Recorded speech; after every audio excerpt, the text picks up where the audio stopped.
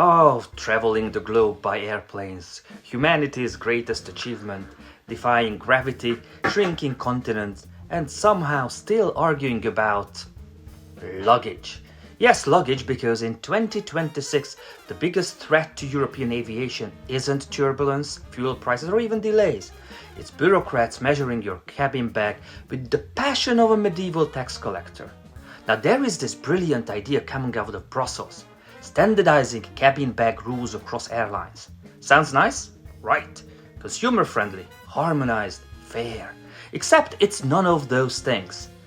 Let me translate. Politicians have decided that airlines, especially low-cost ones like Ryanair or Wizz Air, are doing flying all wrong.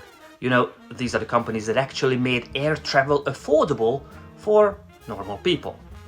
Their crime? Letting you choose. See, low-cost airlines have this radical business model.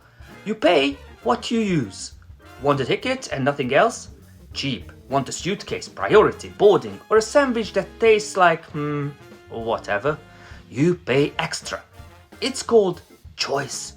I know it's terrifying, but regulators looked at this and said, no, this is too complicated, we must protect consumers from options. So now they want to force airlines to include certain baggage allowances in the ticket price. Which sounds great, until you realize what happens next. Prices go up. Because airlines don't absorb costs out of kindness. They pass them on to you. Always. That 20 euro ticket? Gone. Now it's 50. But hey, good news. You can bring a slightly larger bag you didn't ask for. Congratulations. You've just been protected. Well, but wait, there is more. Because if there is one thing regulators love more than your luggage, it's your delayed flight. Under EU rules, if your flight is delayed long enough, airlines must compensate you. Again, sounds fair. You were inconvenienced, you get money. Justice. Except reality is a bit messier. Airlines now have to price in the risk of delays, whether they are caused by weather, air traffic control, strikes, or, yes, sometimes their own operations. So what do? They build those costs into your ticket.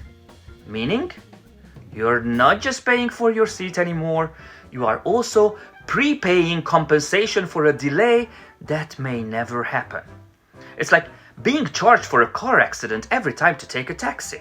And here is where it gets even better.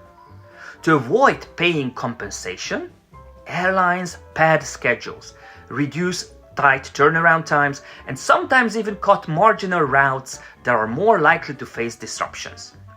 In other words, fewer flights, less efficiency, higher prices, all in the name of consumer protection.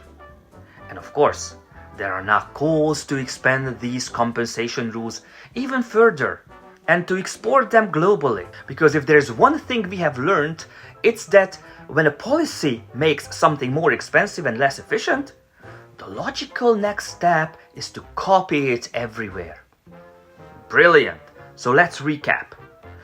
You're paying more for your ticket because your bag is now included. You're paying more because airlines must compensate delays. And you might have fewer travel options because some routes just aren't worth the regulatory risk anymore. But don't worry, this is all for your benefit.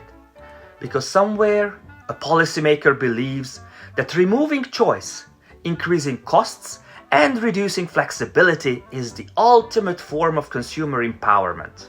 And honestly, who are we to argue? After all, nothing says freedom to travel like a standardized bag, a prepaid delay, and a 50 euro ticket that used to cost 20. Thank you, and enjoy your fully regulated flight.